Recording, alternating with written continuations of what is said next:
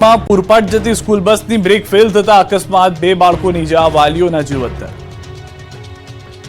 બોટાદમાં ફરી એકવાર બાળકોના જીવ પર ખતરો ઉભો થયો છે। બોટાદની પૂરપાટ જતી સ્કૂલ બસની બ્રેક ફેલ થતા બાળકોની ઇજા પહોંચી। કષ્ટભંજન વિદ્યા મંદિર શાળાની બસ દુર્ગા રોડ પર જઈ રહી હતી ત્યારે બસની બ્રેક ફેલ થઈ જતા વિદ્યાર્થીઓ ભરેલી બસ અન્ય બસ સાથે ધડાકાભેર અથડાઈ હતી। બંને બસ વચ્ચે ટક્કરના કારણે સ્કૂલ બસમાં વિદ્યાર્થીઓ ડરી ગયા હતા। બચાવ બચાવની બૂમો પાડી હતી। બસ એટલી સ્પીડમાં હતી કે બસનો આગળનો કાચ પણ તૂટી ગયો। 2 બાળકોની ઇજા પહોંચી હતી। અકસ્માત બાદ તમામ વિદ્યાર્થીઓને નજીકના સલામત સ્થળ પર ખસેડવામાં આવ્યા હતા। આ અંગેની વાલીઓને જાણ થતા વાલીઓ સ્કૂલે પહોંચ્યા હતા। વિદ્યાર્થીઓના વાલીઓએ બેદરકારી દાખવી હોવાના સવાલો ઉઠાવ્યા। અમદાવાદમાં વેન પર મોતની સવારી, પોલીસ ઊંઘતી ઝડપાઈ। જુઓ હાઈવે પર મોતની સવારીના દ્રશ્યો। બેદરકારીની આ તસવીર છે અમદાવાદના એસજી હાઈવેની। અહીં એક વાન ચાલકે નિયમોના ખુલ્લેઆમ ધજાગરા કર્યા। વધુ પૈસા કમાવાની લાલચમાં વાનની અંદર પેસેન્જરોને ઘેંટા બકરાની જેમ ભર્યા। આટલેથી જ અટક્યો નહીં, વાનની ઉપર પણ લોકોને બેસાડ્યા। મુસાફરોને પણ જાણે પોતાના જીવનની ચિંતા ન હોય તેમ વાન ઉપર બેસીને બિંદાસ સવારી કરતા નજરે પડ્યા। દ્રશ્યમાં જોઈ શકાય છે કે એસજી હાઈવે પર વાન ચાલક ઓવરલોડિંગ સાથે પૂરપાટ જઈ રહ્યો છે। વાન ઉપર બેઠેલા લોકો પણ બહાદુરીનું કામ કર્યું હોય તેમ બિંદાસ જણાયા। પરંતુ સવાલ એ છે કે નિર્દોષ વાહન ચાલકને રોકી તોડપાણી કરતી ટ્રાફિક પોલીસને આ દ્રશ્યો નથી દેખાતા? શું ખાનગી વાહન ચાલકો કાયદાને ઘોળીને પી ગયા છે? સુરતની રેસ્ટોરન્ટની લિફ્ટમાં કલાકો સુધી 16 લોકો ફસાયા। 10 લોકોની કેપેસિટીવાળી લિફ્ટમાં 16 લોકો ચડી જતા ફસાઈ ગયા। 10 લોકોની ક્ષમતાવાળી લિફ્ટમાં 16 લોકો ચડી ગયા બાદ કંઈક આવી હાલત થઈ। ઘટના છે સુરતની। ખાણીપીણીના શોખીન સુરતીઓને બહારની મિજબાની લેવાની મજા સજામાં ફેરવાય। સુરતના અડાજણ વિસ્તારમાં રોયલ ટ્રેડ સેન્ટરમાં આવેલી લેવલ 5 નામની હોટલમાં જમવા માટે ગયેલા પરિવારો લિફ્ટમાં ફસાઈ જતા જીવ અદ્ધર થઈ ગયા। 10 લોકોની કેપેસિટીવાળી લિફ્ટમાં 16 લોકો ચડી જતા કલાકો સુધી ફસાઈ ગયા। પરિવારના સભ્યો સાથે ડિનર કર્યા બાદ પરત ફરતી વખતે 6થા માળેથી ગ્રાઉન્ડ ફ્લોર પર આવી રહ્યા હતા। તે દરમિયાન જ પહેલા માળે લિફ્ટ અટકી જતા લોકો ફસાઈ ગયા। લિફ્ટમાં નાના બાળકો સાથે આવેલા લોકો ફસાઈ જતા થોડા સમય માટે તેમનો જીવ તાળવે ચોંટી ગયો। આ અંગેની ફાયરની ટીમને જાણ થતાં તાત્કાલિક ઘટના સ્થળે પહોંચી પહેલા માળે લિફ્ટનો દરવાજો ખોલી તમામ લોકોને હેમખેમ બહાર કાઢી લીધા। મહિલાઓ અને નાના બાળકો ગભરાઈ ગયા। ખાસ કરીને ખૂબ જ નાની વયના બાળકોને લઈને આવેલા માતા પિતા ડરી ગયા। લિફ્ટમાં 6 બાળકો અને 5 મહિલા સહિત કુલ 16 લોકોને બચાવાયા। દાહોદમાં સ્પેશિયલ ડ્રાઈવ માટે ગયેલી MGVCLની ટીમ પર હુમલો, બેટે માર્યા। દાહોદના જાલોદમાં MGVCLની ટીમ પર હુમલો થયો। દાહોદ જિલ્લાના જાલોદ તાલુકાના પ્રથમપુર ગામમાં વીજ ચેકિંગ માટે ગયેલી MGVCLની ટીમ પર સ્થાનિકો દ્વારા બેટ વડે હુમલો કરાતા જુનિયર એન્જિનિયરિંગ અને હેલ્પર ઇજાગ્રસ્ત થયા। જાલોદ તાલુકાના પ્રથમપુર ગામમાં મધ્ય ગુજરાત વીજ કંપની લિમિટેડની ટીમ સ્પેશિયલ ડ્રાઈવ માટે પહોંચી હતી। પ્રથમપુર ગામમાં ગેરકાયદે જોડાણ મામલે તપાસ કરી હતી અને ત્યારે જ કેટલાક લોકોએ ફરજમાં અડચણ પેદા કરવાનો પ્રયાસ કરી બોલાચાલી કરી હતી। વાત એટલી ઉગ્ર બની ગઈ હતી કે મારામારી સુધી કિસ્સો પહોંચી ગયો। વીજ કંપનીના જુનિયર એન્જિનિયર અને હેલ્પર પર બેટ વડે હુમલો કરતા બંનેને ફ્રેક્ચર થયા। બંને કર્મચારીઓને સારવાર માટે ઝાયડસ હોસ્પિટલમાં ખસેડવામાં આવ્યા। ઘટના અંગે લીંબડી પોલીસ દ્વારા વધુ તપાસ હાથ ધરવામાં આવી છે। વાપીમાં લાલ કપડાવાળા યુવાનને જોઈને આંખલો ભડકી ગયો। યુવાનને ફૂટબોલની જેમ ઉછાળ્યો। વાપીમાં રખડતા ઢોરનો આતંક દિવસે ને દિવસે વધી રહ્યો છે ત્યારે શાંતિથી જતા યુવાનના લાલ કપડા જોઈને એક આંખલો ભડકી ગયો। રીતસરનો ભૂરાયો થયો, ફૂટબોલની જેમ ઉછાળ્યો હતો। દ્રશ્યોમાં જોઈ શકાય છે કે રોડ પર 2 યુવાનો શાંતિથી ચાલીને જઈ રહ્યા છે। રોડની બાજુમાં 2 આંખલા ઊભા છે ત્યારે યુવાનોને જોઈને એક આંખલો ભૂરાયો થયો। આંખલાએ યુવાનને પાછળથી શિંગડા ભરાવ્યા। યુવાનને ફૂટબોલની જેમ ઉછાળ્યો। યુવાન પર હુમલો કરતા યુવાન રોડ પર પડી ગયો। બાદમાં તુરંત ઊભો થઈ ગયો અને ભાગી ગયો, જેથી જીવ બચી ગયો। દાહોદ અને સુરતના મહુવામાં દીપડાનો આતંક યથાવત। દક્ષિણ ગુજરાતમાં દીપડાનો આતંક વધી રહ્યો છે। હવે દાહોદના નગરાળા ગામમાં દીપડો આવી ચડ્યો હતો। રાત્રિના સમયે ગામમાં દીપડો ફરવા આવ્યો હતો।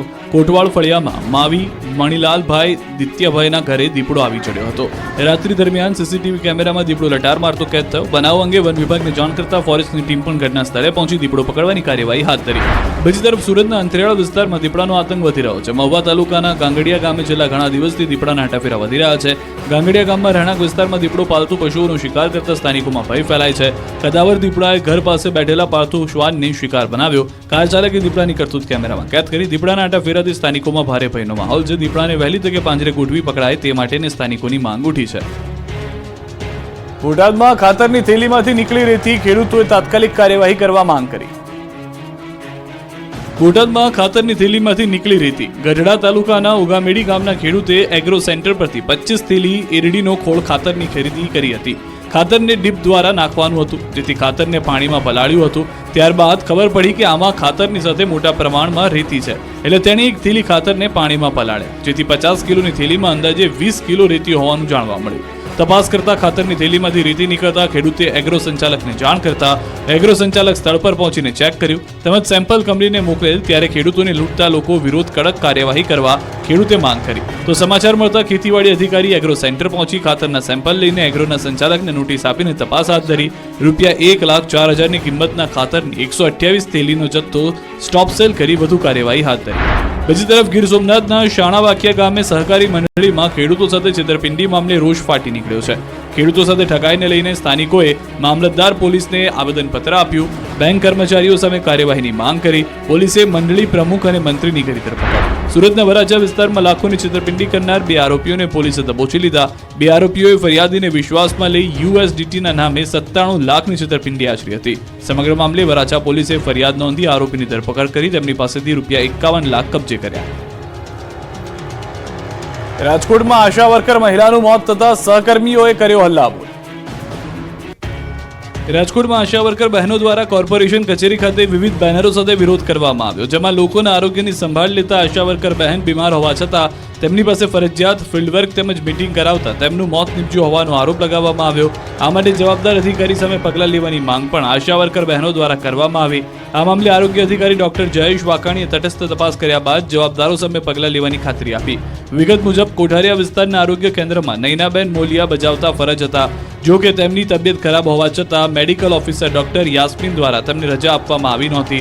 એટલું જ નહીં, તેમને ફિલ્ડ વર્ક માટે મોકલી અને મીટિંગમાં હાજર રહેવા માટે ફરજ પાડવામાં આવી હતી. જો કે બાદમાં અન્ય બહેનોએ રજૂઆત કરતા તેઓને જવા દેવામાં આવ્યા. બાદમાં પરિવાર દ્વારા તેમને ખાનગી હોસ્પિટલમાં દાખલ કરવામાં આવ્યા, જ્યાં ટૂંકી સારવાર બાદ તેમનું મોત નીપજ્યું. જેને લઈને અધિકારીએ માનવતા ચૂક્યા હોવાના આરોપ સાથે આજે આશા વર્કર બહેનો દ્વારા મનપા કચેરીએ વિવિધ બેનરો સાથે વિરોધ કરવામાં આવ્યો. મનપા કમિશનરને આવેદન પાઠવી રજૂઆત કરવામાં આવી હતી. નર્સિંગના ઉમેદવારોના ગાંધીનગરમાં ધરણા, નિમણૂક આપવા માટે ઉમેદવારોની માંગ. આરોગ્ય પરિવાર કલ્યાણ અને તબીબી શિક્ષણ તાબાની સંસ્થા IKDRCમાં ભરતીની જાહેરાત કરાઈ હતી. એપ્રિલ 2023ના વર્ષમાં જાહેરાત આપી આજ દિન સુધી ભરતી પ્રક્રિયા પૂર્ણ કરવામાં આવી નથી. પરીક્ષા પાસ કરેલા યુવાનોમાં નિમણૂક પત્ર ન મળતા રોષ છે. નર્સની 650 જગ્યામાં એક પણ જગ્યા ઘટાડો કર્યા વગર નિમણૂક આપવા માંગ થઈ છે. નર્સિંગ ઉમેદવારોએ ગાંધીનગર સેન્ટ્રલ વિસ્ટા ગાર્ડનમાં ધરણા યોજી આરોગ્ય મંત્રીને આવેદન આપવામાં પહોંચ્યા હતા. નર્સિંગ ઉમેદવારો પોતાની માંગણીઓને લઈને ગાંધીનગર એકઠા થયા. એપ્રિલ 2023માં 31 કેડરની ટોટલ 1156 પોસ્ટની જાહેરાત કરવામાં આવેલી, જે અન્વયે તમામ કેડરની પરીક્ષા યોજવામાં આવેલી છે, જેનું મેરિટ જાહેર થયા બાદ કેટલીક કેડરનું ડોક્યુમેન્ટ વેરિફિકેશન થઈ ગયેલું છે. અમુક કેડરની અનુગામી પ્રક્રિયા ચાલુ છે, પરંતુ હાલમાં ભરતી પ્રક્રિયા બાબતે IKDRC ખાતે રૂબરૂ પૂછતાછ કરતા જણાવેલ કે સ્ટાફ નર્સની દર્શાવેલી જગ્યા 650 છે, જે ભરતી પ્રક્રિયામાં સર્વાંગમાં ટોટલ પોસ્ટનો ઘટાડો કરવામાં આવી શકે છે. ત્યારે IKDRCની વેબસાઇટ ઉપર વહેલી તકે ફાઇનલ મેરિટ લિસ્ટની યાદી રજૂ કરી અને તમામ કેડરની ભરતી પ્રક્રિયા પૂર્ણ કરવામાં આવે તેવી માંગ કરી છે. આ બાબતે યોગ્ય કાર્યવાહી કરવામાં નહીં આવે તો આગામી સમયમાં ગાંધી ચિંધ્યા માર્ગે આંદોલનનો કાર્યક્રમ આપવામાં આવશે. હવા ઉજાસ ન હોવાથી સુરતની SV પટેલ કોલેજમાં છાત્રોને ગભરામણ, ABVPના ધરણા બાદ પાલિકા જાગી. સુરતમાં SV પટેલ કોલેજની બેદરકારી જોવા મળી. વર્ગખંડમાં હવા ઉજાસની પૂરતી વ્યવસ્થા ન હોવાને કારણે વિદ્યાર્થીઓને સફોકેશન થવા લાગ્યું. તકલીફનું નિરાકરણ લાવવાની માંગણી સાથે અખિલ ભારતીય વિદ્યાર્થી પરિષદ દ્વારા SV પટેલ કોલેજ પર ધરણા કરી ઉગ્ર રજૂઆત કરવામાં આવી. સુમુલ ડેરી રોડ સ્થિત SV પટેલ કોલેજ ગેરકાયદે બીજા માળે પતરાના શેડ બનાવી વર્ગખંડો શરૂ કર્યા, જે બાદ વિદ્યાર્થીઓને ક્લાસમાં ગભરામણ થતી હોવાની ફરિયાદ ABVPને મળી હતી. જેને લઈ શનિવારે ABVP દ્વારા કોલેજ સામે વિરોધ કરાયો. ત્યારબાદ તંત્રે કોલેજમાં તપાસ કરી તાત્કાલિક ગેરકાયદેસર બાંધકામ દૂર કરવા કોલેજના સંચાલકોને સૂચના આપી, અન્યથા કોલેજ સીલ કરવા માટેની પણ ચીમકી ઉચ્ચારી હતી. ત્યારે કોલેજમાં અભ્યાસ કરતા 15 સુધી વધુ વિદ્યાર્થીઓના ભવિષ્ય ઉપર ખતરો ઉભો થયો. વિરોધ બાદ SV પટેલ કોલેજને મહાનગરપાલિકાએ નોટિસ ફટકારી.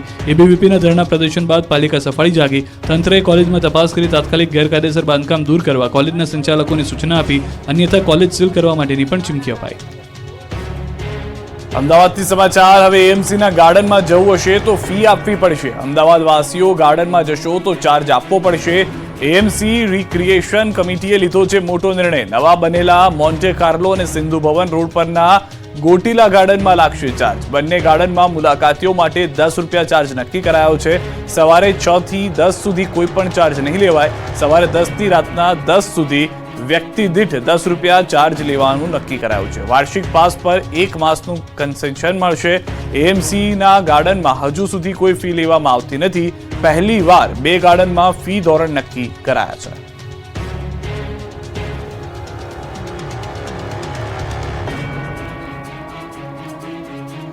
ગીર સોમનાથની સમાચાર. કોડીનારમાં યુવાનની શોધખોળ માટે રેલી. દિવ્યેશ નામનો યુવાન છેલ્લા 2 મહિનાથી ગુમ. કોડીનારના ગીર દેવળી ગામનો યુવાન છે દિવ્યેશ.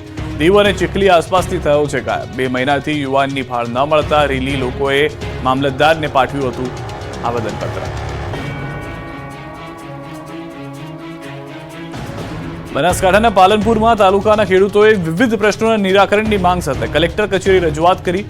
રિઝર્વે, ટેકાના ભાવ, રીસર્વેની સાથે ટેકાના ભાવ અને બાયપાસ સહિતની બાબતોને લઈને પડતી હાલાકીના નિરાકરણની માંગ કરી હતી. ભારતીય કિસાન સંઘના નેજા હેઠળ ખેડૂતોએ જિલ્લા કલેક્ટરને આવેદનપત્ર પાઠવ્યું. મોરબી શહેર કોંગ્રેસ સમિતિએ ઢોલ નગારા સાથે રજૂઆત, અરજીથી પોથી સાથે રેલી કાઢી. મોરબી શહેરના લાતી પ્લોટ વિસ્તારમાં કાયમી રહેતી ગંદકી દૂર કરવા બાબતે અનેક વખત રજૂઆત કરવામાં આવી છે.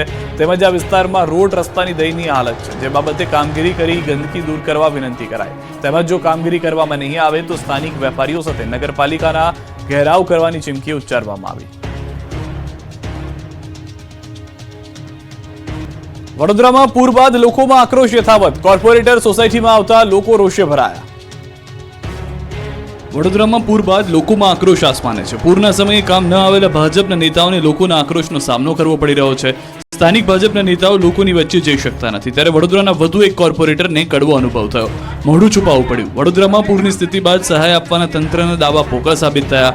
વડોદરાની શ્રીજી સોસાયટીના લોકોમાં ભારોભાર રોષ ભભૂકી ઉઠ્યો. લાંબા સમય બાદ કોર્પોરેટર આ સોસાયટીમાં આવતા લોકોએ ઉધડો લીધો. સોસાયટીમાં લોકોએ કોર્પોરેટર જાગૃતિ કાકાનો ઘેરાવ કર્યો. સ્થાનિકોએ કોર્પોરેટર સામે સવાલનો મારો ચલાવ્યો. ત્યારબાદ કોર્પોરેટરે દોષનો ટોપલો વોર્ડ ઓફિસર પર ઢોળ્યો. લોકોએ કહ્યું કોર્પોરેટરને કે તમને મત આપ્યા એ અમારા જીવનની સૌથી મોટી ભૂલ હતી. આવતી ચૂંટણીમાં અહીં મત લેવા ભૂલથી પણ ન આવતા. આ વિનાશક પૂરે અમને ઘણું બધું શીખવી દીધું. ગુજકોમાસોલનું વર્ષ 2023-24નું 4,357 કરોડ ટર્નઓવર, થઈ અધધ આવક. ગુજકોમાસોલની 63મી વાર્ષિક સાધારણ સભા મળી હતી. આ સાધારણ સભા અમદાવાદ પંડિત દીનદયાળ હોલમાં યોજાઈ હતી, જેમાં ગુજકોમાસોલના ચેરમેન દિલીપ સંઘાણી તેમજ વાઇસ ચેરમેન બિપિન ગોતા અને સભાસદો હાજર રહ્યા હતા. વર્ષ 2023-24માં ગુજકોમાસોલ 4357 કરોડના ટર્નઓવરે પહોંચ્યું છે. જોગવાઈઓ તેમજ ખર્ચ કરતા બાદ 20.42 કરોડનો નેટ નફો થયો છે. બોર્ડ દ્વારા 20% ડિવિડન્ડની ભલામણ કરવામાં આવી. સાથે સાથે રિઝર્વ તથા અન્ય ફંડ વધીને 135.04 કરોડ થયા છે. કાયમી મિલકતોમાં 12.14 કરોડ જેટલો વધારો થયો છે. વર્ષના અંતે ઇન્વેસ્ટમેન્ટ 29.52 કરોડ તે વધીને 30.72 કરોડ પર પહોંચ્યું છે. ગત વર્ષ કરતાં રૂપિયા 8.26 કરોડનો વધુ ગ્રોસ નફો સામે આવ્યો છે. વર્ષના અંતે કુલ ઇન્વેસ્ટમેન્ટ રૂપિયા 29.52 કરોડ હતું, તે વધીને રૂપિયા 30.72 કરોડ થયું છે. ગુજકોમાસોલ દ્વારા ચાલુ વર્ષે 2005 કરોડ રૂપિયાના 16.91 લાખ મેટ્રિક ટન ખાતરનું વેચાણ થયું. ગુજકોમાસોલ ખેડૂતો પાસેથી રૂપિયા 4,312 કરોડના ચણા, તુવેર અને રાયડાની ખરીદી કરશે. આ પ્રસંગે મેન્ડેટને લઈને ઇફકો ગુજકોમાસોલના ચેરમેન દિલીપ સંઘાણીએ કહ્યું કે સહકારી માળખામાં મેન્ડેટ એ રાજકીય પક્ષોનો વિષય અને અમારો અંગત મત અંગત આગેવાનોને કહીશ. ડભોઈમાં રેશન કાર્ડમાં કેવાયસી કરાવવામાં લાંબી કતારો. આ લાઈન કોઈ યોજનાના લાભની નથી. આ લાઈન કોઈ મંદિરના દર્શનની નથી. આ તો મજબૂરીની લાઈન છે. આ તો મુશ્કેલીની લાઈન છે. ડભોઈના સેવા સદનમાં કેવાયસી કરાવવા માટે દરરોજ કંઈક આ પ્રકારે લોકોની લાઈનો લાગે છે. સર્વરના ધાંધ્યા અને વ્યવસ્થા ન હોવાથી સેવા સદનમાં વહેલી સવારથી કેવાયસી કરાવવા માટે દૂર દૂરથી લોકો અહીં પહોંચે છે. ગ્રામ્ય તેમજ શહેરની જનતા રેશન કાર્ડમાં કેવાયસી કરાવવા માટે કામ ધંધા મૂકીને આવે છે. વહેલી સવારથી ખાધા પીધા વગર કલાકો સુધી લાઈનમાં ઊભા રહે છે. તેમનો વારો આવે ત્યાં સુધી કામકાજ સર્વર ઠપ થઈ જાય છે, જેથી બે દિવસ પણ રેશન કાર્ડમાં કેવાયસી કરાવવામાં ફાફા પડી રહ્યા છે. હાલ શાળાઓમાં વિદ્યાર્થીઓની શિષ્યવૃત્તિ મેળવવા માટે આધાર કાર્ડ રેશન કાર્ડ સાથે લિંક કરવા માટે લોકો ઉમટી પડ્યા છે, પણ સિવિલ સદનમાં બીજી કોઈ વ્યવસ્થા ન હોવાથી પુરવઠા શાખા પર નિર્ભર રહેવા મજબૂર બન્યા છે લોકો. તંત્રના પાપે પ્રજાને હાલાકી ભોગવવાનો વારો આવ્યો છે. અમદાવાદની જેમ રાજકોટમાં પણ 128 આવાસો 2 વર્ષથી ધૂળ ખાય છે.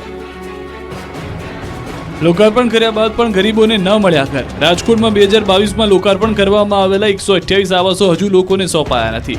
18 જૂન 2022ના રોજ રવિશંકર મહારાજ ટાઉનશીપમાં આવેલા 128 જેટલા આવાસોનું લોકાર્પણ કરવામાં આવ્યું, પરંતુ છેલ્લા 2 વર્ષથી મહાનગરપાલિકાના પદાધિકારીઓ તેમજ સત્તાધીશોએ આવાસ યોજનાનો લાભ જરૂરિયાતમંદોને મળ્યો છે કે કેમ તે બાબતે જાણવાની તસ્દી પણ લીધી નથી.